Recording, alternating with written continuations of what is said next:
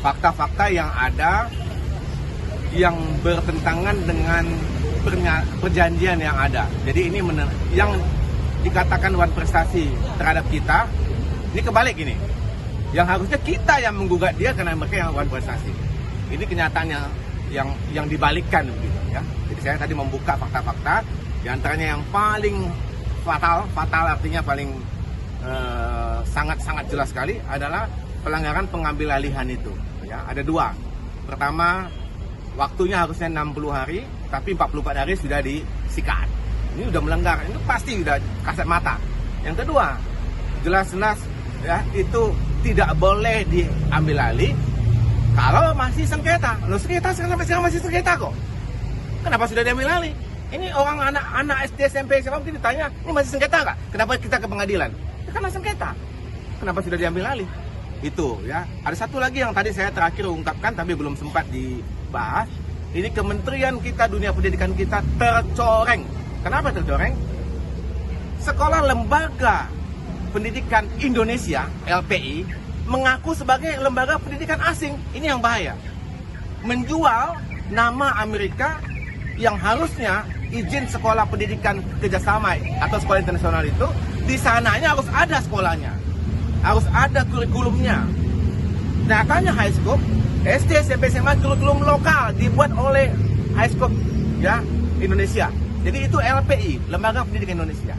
Kalau dia mau menjadi LPA, dia buka di negara lain sebagai LPA di negara lain. Tapi di Indonesia dia tidak bisa mengajukan izin sebagai sekolah perjanjian kerjasama ataupun satuan pendidikan kerjasama ataupun sekolah internasional. Dan selama ini berapa puluh ribu, berapa ratus ribu orang tua, murid-murid yang merasa dibohongin karena merasa sekolah Amerika ternyata kurikulum lokal.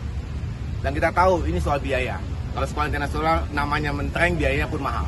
Ya, demikian mungkin tambahan dari saya. Ada beberapa kesalahan. Pertama adalah supply license ya, yang dia jual itu tidak boleh pertama. Terus ya saya poin-poin yang saya ambil ada salah satunya adalah di mana Ibu Fandri sebagai pembeli ya, itu tidak diizinkan masuk ke lokasinya. Mereka kan masih mempertanyakan emang apakah ada suratnya yang mengatakan ada dari pengacara mereka yang mengatakan kita nggak boleh masuk. Maka itu bertentangan, itu sekarang lagi di baris krim ya, karena kita mengatakan itu nggak boleh ya menyerobot aset kita, sekolah izin kita masih semua. Oke, upayanya Bang, kan bisa aja ya langsung menduduki kita, tidak selama itu masih milik ibu. Tadi kan dibilang sama hakim kita mentaati, menghormati proses hukum ya. Kita tidak mau dengan cara seperti itu cara-cara yang tidak elegan ya, cara-cara orang yang tidak berpendidikan sebetulnya, mengaku dunia pendidikan tapi tidak melakukan sesuai dengan dunia pendidikan ya. Oke, izin license dari Amerika sendiri kan untuk Highscope Simatupang sudah tidak ada ya, kalau sudah tidak ada kan? Sudah diputuskan ya. Dan semestinya kan harus mengganti nama ya. Sudah ganti nama mereka sebetulnya, dan mereka lagi mencari partner di luar itu, mungkin namanya NCH atau apa saya nggak tahu. Itu sebagai bukti bahwa Highscope itu sudah marah dan memberikan sanksi. Ini kan satu hal yang nyata dilihat. Kenapa diputus kalau nggak salah? Betul ya? Karena salah diputus, diberikan sanksi gitu loh. Oke, untuk Highscope Prancamaya sendiri yang milik ibu tetap berjalan atau gimana? Sementara masih berjalan. Cuman dia diambil alih sama dia, uang sekolahnya kurang lebih 500-600 juta sebulan diambil alih. Ya, diambil alih tanpa tidak menurut dengan hukum, tidak sesuai dengan perjanjian ya. Oke, Pak, tadi kan sebagai saksi fakta nih menjelaskan secara detail segala macamnya. Dan abang memberikan pertanyaan dari pihak mereka gitu. Abang merasa gak sih bahwa apalagi pertanyaan sih orang semua sudah saya jelaskan gitu loh Bang. Ya itu sekedar saja lah, pertanyaan sebetulnya tidak ada kaitan sama sekali menurut saya ya. Pertanyaan soal COVID, pertanyaan soal tunggakan, notabene tunggakan udah dibayar selesai. Yang belum jatuh tempo ya belum jatuh tempo. Jadi kenapa mesti tanya, tahu nggak orang kesulitan? Saya bilang gitu pesan. Yang penting lu utang, lu bayar. SP1 bayar, SP2 bayar, selesai. Bang, terkait tadi kan ada dibahas masalah pajak, ini gimana? Seperti apa? Nah ini serius ini ya. Jadi royalti itu tetap harus kena pajak. Kalau royalti berhubungan dengan negara asing, pajaknya 20%. Ya, dunia pendidikan boleh itu dikecualikan, kesehatan juga demikian. Tapi ini menyangkut royalti. Royalti bukan pendidikan, royalti itu adalah bisnis ya. Dan hal ini semua bisnis dikenakan pajak.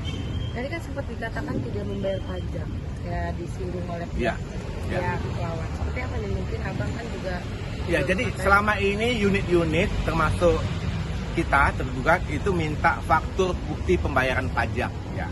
Dan mereka mengatakan ini pendidikan tidak ada, ya. Saya pada waktu dengan pengacara, ya, bertemu dengan mediasi dengan pengacara mereka, pertanyaan konyol benar menurut saya. Seorang kepala keuangan mereka mengatakan kalian yang bayar, yang harus buka faktur pajak dari Hong Kong itu.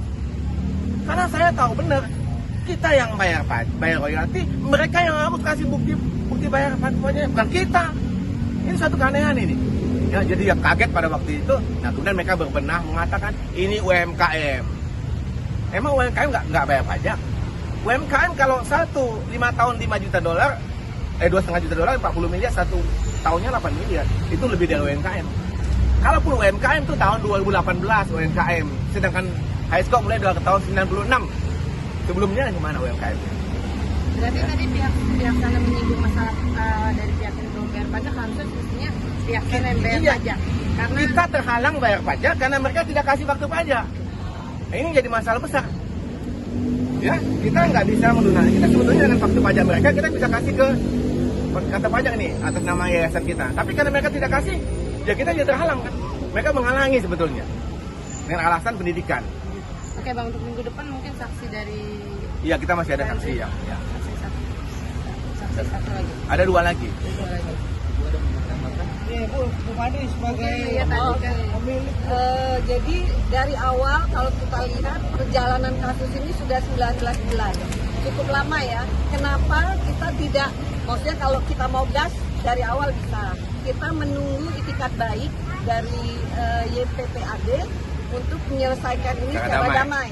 Tapi sampai sekarang dijanjikan pengembalian sekolah tanggal 2 Mei tidak dilakukan. Kemudian beberapa kali sudah dilakukan mediasi, mereka kekeh dengan keinginannya mereka. Jadi harapan saya kenapa ini kita nggak pengen ribut, ini kan masalah pendidikan ya, mencederai hati nurani anak-anak gitu, orang tua gitu ya. Jadi menurut saya seharusnya bukan orang tua, anak-anak yang jadi korban. Dan kenapa kita tidak selesaikan ini dengan cara musyawarah dan mufakat? Itu aja. Berarti Ibu sampai sekarang masih menginginkan Menunggu itikat Niat baik baik, untuk ya. mereka menyelesaikan secara Supaya tidak korban Ya. lebih banyak. Ya, Bu, kerugian Ibu berapa Bu? Total kerugian Ibu sampai saat ini Bu? ya kalau kita Nilai sekolah lihat kurang lebih 10 M, nilai sekolah Ya. ya, valuasi sekolah. Kemudian uang sekolah yang sudah diambil 600 juta kurang lebih, kali 18 bulan kurang lebih 10 M, itu 20 miliar gitu. Siap. Makasih. Oke.